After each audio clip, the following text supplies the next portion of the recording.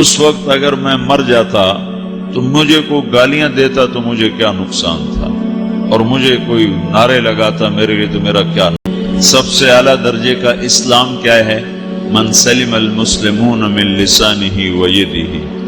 زندگی میں یہ طے کر لو، کوئی کتنا ہی تمہیں دکھ پہنچائے، کوئی کتنا ہی تمہاری بےعزتی کرے، چپ ہو جاؤ، سہ جاؤ۔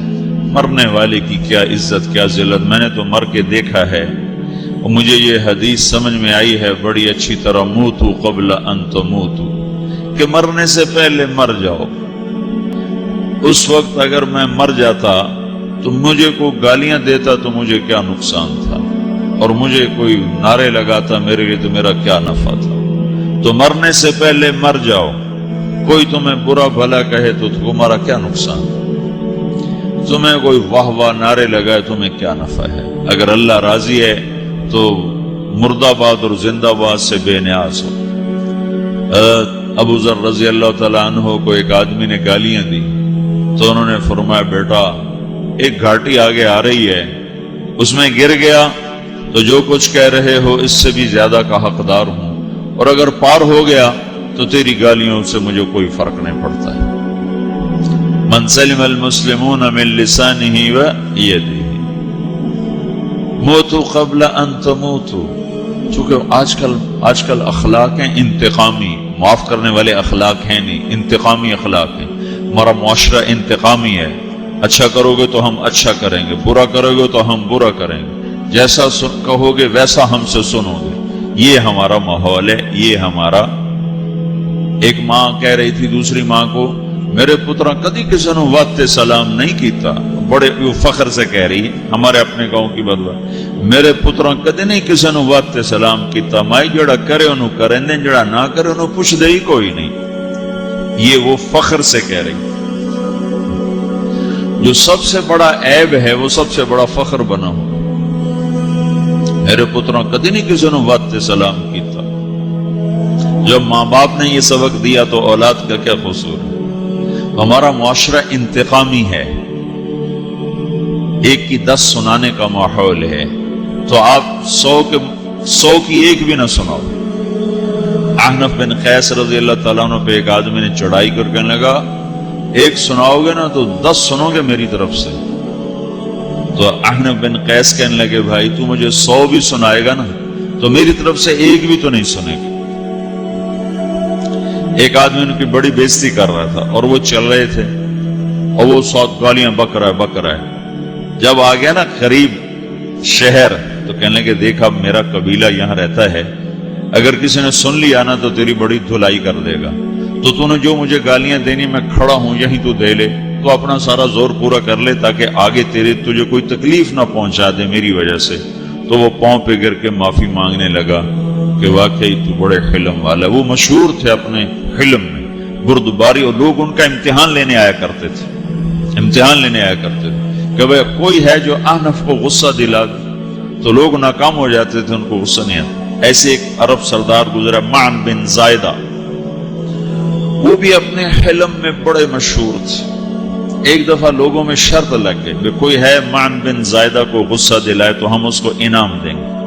تو ایک شاعر نے کہا، میں غصہ دلاتا ہوں، تم دیکھنا ایسے سیخ پا ہو جائے گا جیسے جانور۔ تو وہ چلا گیا اس کی مجلس میں، دربار لگا، عرب سردار تھا بہت بڑا، دربار لگا ہوا، تو کہتا السلام علیکم، وعلیکم السلام۔ تو معن بن زائدہ پر ایک دور بڑے فقر کا گزرا تھا، پھر اللہ نے اس کو بہت بڑی سرداری دی، بنو عباس کا بہت بڑا یہ وزیر گورنر تھا۔ تو کہتا اتذکر اذ لحافک جلد شاۃ واذ نعلاک من جلد البعیر، کیوں بھائی تو یہ یاد ہے جب تیرا بستر بکری کی کھال تھا اور تیرے جوتے اونٹ کی کھال کے تھے؟ تو کہنے لگا کیوں نہیں یاد، بھلا کوئی ماضی بھی بھولتا ہے؟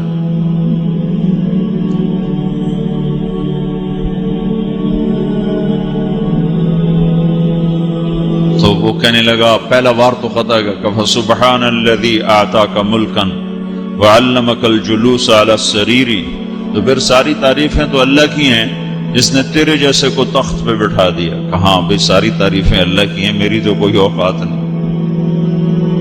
تو کہنے لگا سأرحل عن دیار انت فیہا وَإِنْ جَارَ الزَّمَانُ عَلَى الْفَقِيرِ، جہاں تیرے جیسا حکمران ہو وہاں مجھے رہنا گوارا ہی نہیں ہے، میں یہاں سے چھوڑ کے نکل جاؤں گا چاہے کتنی تکلیف اٹھاؤں۔ بڑے دربار میں یہ ایک گورنر اور وزیر سے بات ہو رہی ہے، تو وہ کہتا ہے اچھا بھائی اگر تو ہمارے پاس رہے گا تو ہم تیرا اکرام کریں گے، اور اگر تو جانا چاہتا ہے تو پھر رافقت کا سلام۔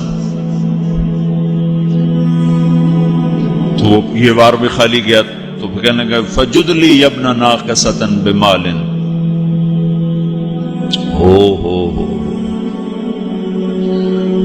او گندی ماں کے بیٹے مجھے کچھ عطا بھی کر، میں بغیر پیسے کے سفر کیسے کروں گا۔ عرب کو کسی کو بھی ماں کی گالی دے دینا پھر عرب سردار ہو۔ فجد لی ابن ناقصۃ بمال، بری ماں کے بیٹے مجھے کچھ پیسے بھی دے، میں نے جانا ہے۔ میں کہا اس کو 3000 دے دیا جائے۔ اللہ تو کہنے لگا قلیل ما آتیتنی وانی لأطمع منک فی الکثیر، یہ تو بہت تھوڑا تو نے دیا ہے، مجھے اور دے۔ کہا اچھا بھائی 3000 اور دے دو۔ تو وہ شاعر کی بھی آنکھیں پھٹ گئیں، کہنے لگا اب ٹھہر جا ٹھہر جا، اب میں تیری اصل تجھے بتاتا ہوں۔ سألت اللہ ان یبقیک ذخرا فما لک فی البریۃ من نذیر، میں اللہ سے دعا کرتا ہوں اللہ تیرے جیسوں کو سلامت رکھے، تیرے جیسا دنیا میں کسی ماں نے جانا ہی کوئی نہیں۔ فمنک الجود والافضال حقا وفضل یدیک کالبحر الغزیر، تو ہی سخی ہے، تو ہی کریم ہے، اور سمندر بھی تیری سخاوت کے آگے کچھ نہیں ہے۔ تو نے کہا اچھا بھائی تو نے ہماری برائی کی، ہم نے تمہیں 6000 دیے، اب تو نے ہماری تعریف کی، اب 10,000 اور دے دو اس کو۔ باتیں ہی رہ گئیں، باتیں ہی رہ گئیں۔ کہاں سے لائیں ایسے لوگ؟ ہمارا معاشرہ انتقامی ہے، بدلہ لینے کا ہے، بدلہ لینے کا۔ تو میرے ساتھ کیا میں نے بھی کرنا ہے۔ تو اعلیٰ درجے کا اسلام یہ سکھا رہا نہیں چپ ہو جاؤ، سلامت بن جاؤ، سلامتی بن جاؤ، سلامتی کی علامت بن جاؤ۔ من سلم المسلمون من لسانہ ویدہ۔ اب وہ سوال کرتا ہے یا رسول اللہ ای الایمان افضل، سب سے اعلیٰ درجے کا ایمان کیا ہے؟ اسلام کیا ہے؟ کلمہ، نماز، روزہ، حج، زکات۔ اعلیٰ درجے کا اسلام کیا ہے؟ من سلم المسلمون من لسانہ ویدہ۔ یہ اخلاق کا ادنا درجہ ہے، ادنا درجہ ہے۔ ادنا درجے پر پہنچ کر آپ اسلام میں اعلیٰ درجے پر آ سکتے ہیں۔ وہ سوال کرتا ہے ایمان کیا ہے؟ تو آپ نے کہا اللہ پر، فرشتوں پر، کتابوں پر، رسولوں پر، موت کے بعد کی زندگی پر، تقدیر پر۔ اب ایک اور سائل سوال کرتا ہے ای الایمان افضل، سب سے اعلیٰ درجے کا ایمان کیا ہے؟ تو آپ نے فرمایا حسن الاخلاق، اچھے اخلاق سب سے اعلیٰ درجے کا ایمان ہے۔ جو آدمی اسلام میں، جو آدمی اخلاق میں، جو مرد عورت اخلاق میں ادنا درجے پر ہوتا ہے وہ اسلام میں اعلیٰ درجے پر پہنچتا ہے۔ اب اگر وہ اخلاق میں اعلیٰ درجے پر آ جائے تو اب یہ کہاں پہنچے گا؟ اب یہ کہاں پہنچے گا؟ میرا نبی کہہ رہا ہے سب سے اعلیٰ درجے کا ایمان ہے حسن اخلاق، حسن اخلاق۔ ابو ہریرہ نے پوچھا یا رسول اللہ وما حسن الاخلاق، یہ بھی ایک اور حدیث ہے، یا رسول اللہ حسن اخلاق کیا چیز ہے؟ تو آپ نے 3 چیزیں فرمائی، تصل من قطعک وتعطی من حرمک وتعفو عمن ظلمک، جو تم سے توڑے نہ تم اس سے جوڑو، نہیں کرتا سلام نہ کریں، کوئی ہم چھوٹے باپ کے ہیں، ہم تو کبھی بھی نہ کریں، ہم تو کبھی بھی نہ منہ تھوکیں بھی نہیں ہم تو میرا نبی کہہ رہا ہے جو توڑے تم اس سے جوڑو، جو محروم کرے اسے عطا کرو، جو زیادتی کرے اس سے درگزر کرو۔ یہ 3 کام جو عورت مرد کر لے گا یہ اخلاق کے اعلیٰ درجے میں ہے۔ جب یہ اخلاق کے اعلیٰ درجے پر پہنچتا ہے تو پھر میرا نبی کیا بشارت دیتا ہے؟ ادنا درجے پر پہنچ کر تو اعلیٰ مسلمان کی بشارت ہے، اور اخلاق میں اعلیٰ درجے پر پہنچ کر میرا نبی کہتا ہے کاد الحلیم ان یکون نبیا، اعلی اخلاق والا بس نبی بنتے بنتے رہ جاتا ہے۔ اعلی اخلاق والا ایسے ہے جیسے کہ نبی، قریب ہے کہ وہ نبی بن جائے، یہ تو ہے نا ترجمہ، لیکن ہم ہمارے اردو میں کہتے ہیں وہ نبی بنتے بنتے بنتے رہ گیا۔ کیا مطلب؟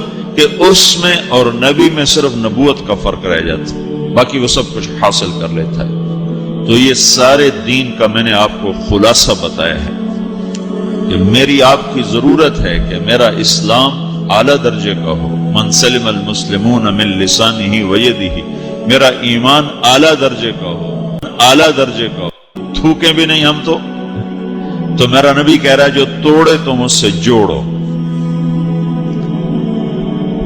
جو محروم کرے اسے عطا کرو، جو زیادتی